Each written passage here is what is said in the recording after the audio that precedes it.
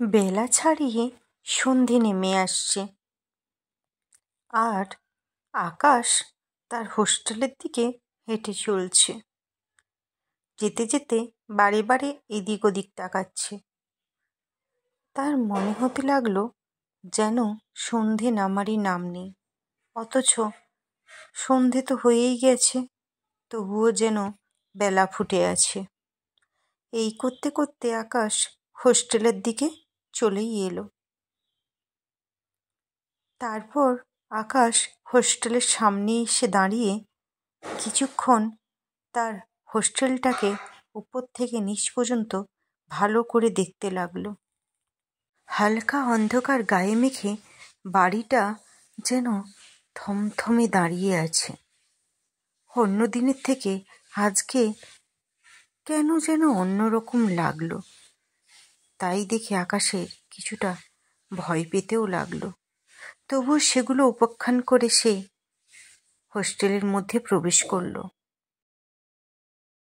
দোতলায় উঠেই আকাশ দেখল হোস্টেলের সব দরজাগুলো বন্ধ, কারণ এখন ছুটি পড়েছে। এখনো ছুটি কাটতে সময় লাগবে প্রায় 20 দিন।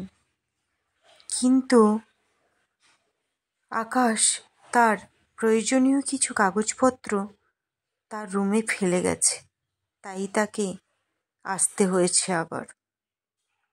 সে একবার উপরের দিকে তাকালো, চারপাশটা ভালো করে এদিক ওদিক ঘুরে দেখলো।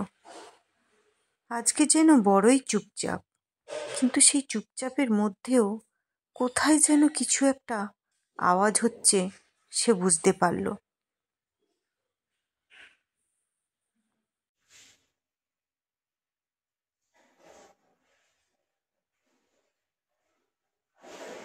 কি ব্যাপার?